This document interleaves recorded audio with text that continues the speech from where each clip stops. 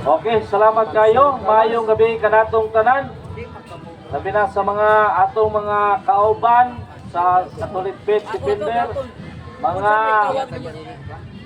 Seventh Day Adventist o mga kasimba sa adlaw igpapahulay.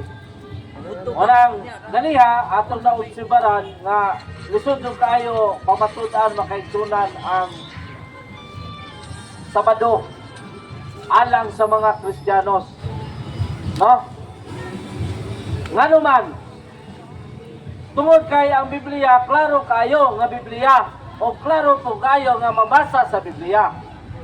Unya, ang gigamit nila kanunay kining Lucas 4:16-17 nga nabatasan ni Jesucristo uban sa mga apostoles nga musulod sa sinagoga. Tinuod man na makaigsunan. Way supak anang bahina. Ngano man kay ang ilang reliyon sa mga apostoles o sa atong Ginoong Jesucristo uban sa mga ginikanan ni Jesus nga si San Jose o si Santa Maria, mga Sabbath keeper. Pero take note, Sabbath keeper dili Seventh-day Adventist Church. Ato na nagiklaro. Kundili Judaism religion ang ilang relihiyon kaniadto.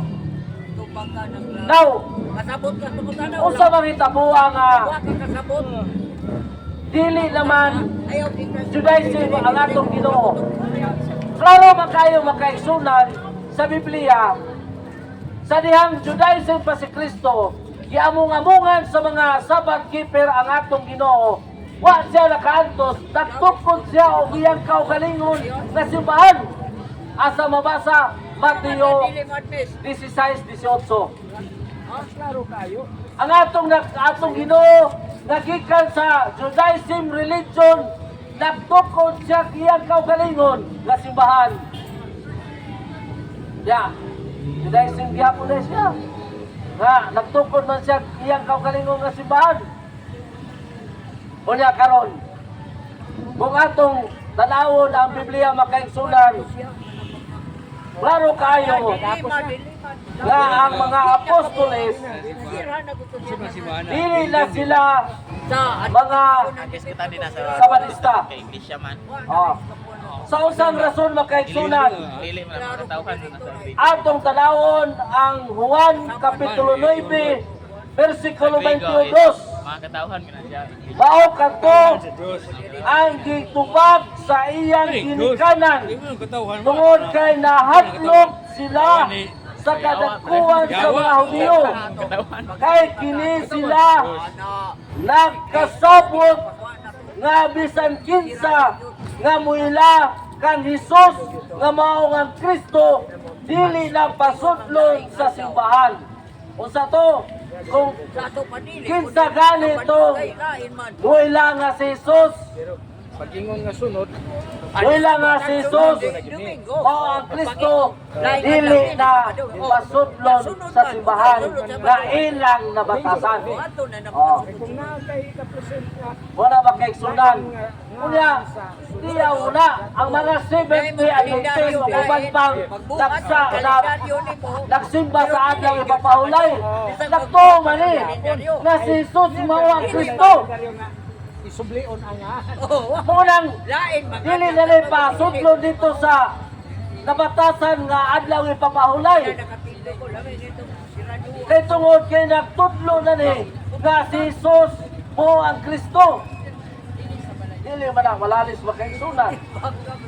Kay si San Pablo, bato pa ni San Pablo diya sa buhat 17:3, aron pamatudan kanila nga si Kristo kinahanglan gayon nga makaantos ug mabanhaw.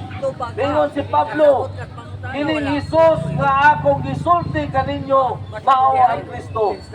Wala kung magtudlo ka nga Hesus nga mao ang Kristo, di na makapasudlon yan ang simbahan nga nagsimba sa adlaw ipapahulay. O galing ang atong Ginoong Hesus nagtukod og iyang kaugalingon nga simbahan. Unang makaigsunan, kung atong matanaw diha sa Biblia makaigsunan nga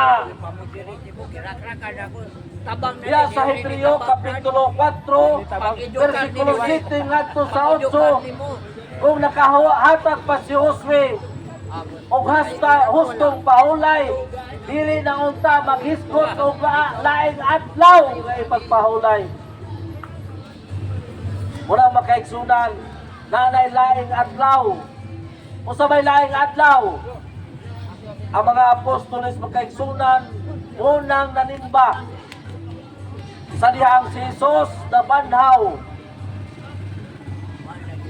Asa mabasa, Mateo Kapitulo 28, 1, kama 9, kama 17.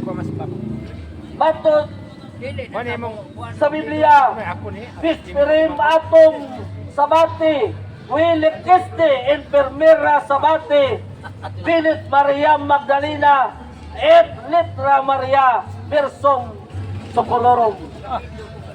Muna makaigsunan, kung atong tanawon sa Latin nga Biblia makaigsunan, duha ka klase nga Sabat. Sabat ka Sabado o Sabat ka Domingo. Wala makaigsunan ato kong susiyon kay may salaang taon niya. Dito ra ba sa langit, adunay pagsimba. Sila na yan 4. Dito sa langit, adunay pagsimba. Unang atong tanawon og maayo makaigsunan kay bisan si San Pablo sa adlang Domingo o Sabati sa gabi nagtigom kami alang sa pagpikas-pikasapan o tungod kay si Pablo mulagyo sa pagkasunod nga adlaw nagwali siya hangtod sa tungang gabi. Muna makaigsunan ato nang makita ang mga apostoles na adlang Domingo na ang ilang pagsimba. Unang pagpikas-pikas sa pan nga mao si Kristo. Ang bagong binuli po Unang ato kong susiyon kay diha sa pagkamatay ni Kristo wa na kay mabasa nga ang mga apostoles nanimba sa adlaw Sabado.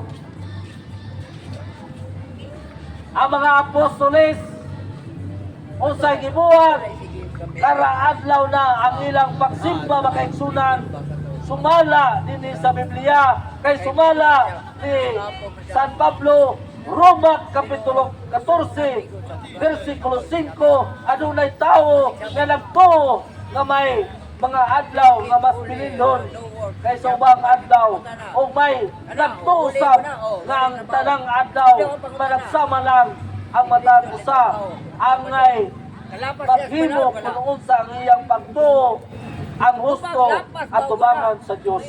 Unang adunay bida makigsunan kung unsang adlaw ka musimba. Unang diha sa katedral atong makita diha kara adlaw adunay simba makigsunan o kang simbahan sa gibilin sa atong Ginoo sumala sa Biblia. Hebreo Kapitulo 10 versikulo 12, ang mga pari mo'y magdumala sa balay sa Diyos. Kaya sa panahon makaigsunan, sa panahon ni Kristo, ang Pangulo sa mga sabang keeper, man si Caiphas, ang Pangulo sa Kristiyanos, man si Kristo, Pangulong Pare, Hebreo Kapitulo 7, versikulo 26. Unang dahil duha ka Pangulong Pare makaigsunan di atong panahon ni Kristo, Pangulong Pare nga si Caiphas alang sa mga Judaism o Sabbath keeper. Ang Pangulong Pare sa Kristiyanos mao ang atong Ginoo nga si Jesucristo. Kung atong makita sa Biblia makaigsunan ana dito ang mga pare. Unya ang mga karon nga gapailang nga kasunod sa Biblia, gamingon nga kasunod Continuing man, continuing. ni Kristo. Unya kay katong nabatasan nila pare man na dito makigsunan. Kahuna-una, imo Oh. na gilanat siya. Unya sa ilang pag simba, wala man sila pare. Unya naman dito si Santa Maria o si San Jose. Unya pagsulod nila sa ilang sinagoga, wala man si Santa Maria o si San Jose. Unya pagsulod sa ilang sinagoga, wala po ang mga apostoles Kay sige ta niya o katawan. si Sa bagong ang mga uban pa mga santos wa kay sunan. Makapabon mo siya. Pero ang kasunod kanya sa templo sa Ginoo, sa sinagoga sa Ginoo, diha sa simbahan na diha makaigsunan. Hebreo Kapitulo 10, versikulo 12, ang mga pare mo'y magdumala sa balay sa Diyos o karaadlaw ang ilang simba makaigsunan. Unang hangtod karon ang pare hangtod sa kahanturan. Ngano man sa Hebreo Kapitulo 7, versikulo 11 ngadto sa 12, Gani ka maturan. ang pare hangtod sa hangtod. Kana pa nga ito nga tinuod mo na. Pinanayang Kapitulo 5, versikulo 10, ang pare gihimo kitang ingarian sa mga pare aron mag-alagan sa Dios hangtod sa kahangturan. Unya kay wala naman sila pare makaigsunan. Unya ang Biblia klaro kayo nga ang pare may magdumala sa balay sa Dios. We are created. Unya ang pare hangtod sa kahangturan. So it's not need Unya ang ilaha wala na may Ngano ni patay ang tao because wala na may pare. So dili ko na mao makaigsunan. Unang ato kong susiyon kayo kay lisod kayo. Ulit ta. Uli na. Lisod kayo na In the image and likeness of God. atong tanawon ang Tawag na pray. kamatuoran kay pare ang itukyanan sa Ginoo Malakias 2:7 katungdanan sa mga pare ang magtudlo mahitungod sa paalam sa Dios og dito gayon magpakisayon. Unang Wala matang sa Juan pagbunyag. 20:19 sa dihang kilong-kilong na yatong Domingguha nagtingom so sa kabalay ang sumusunod o tungod sa ilang kahadlok sa kadagkuhan sa mga Hudyo gitarkahan nila ang mga pultahan sa balay o nagtigom sa ilang tigumanan o giabot si Jesus o mitindog dito o sa ilang tiwala umingon ang kalinaw anaa kaninyo.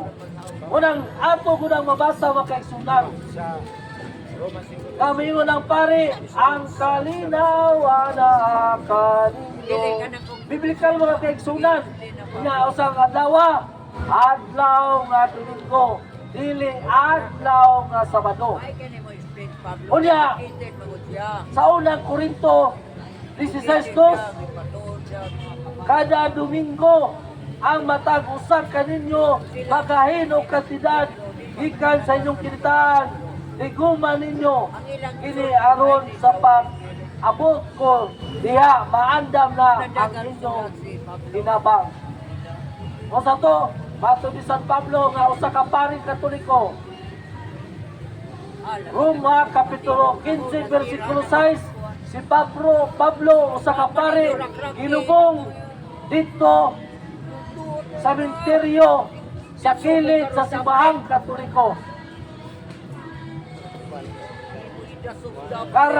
Kara Domingo magtigom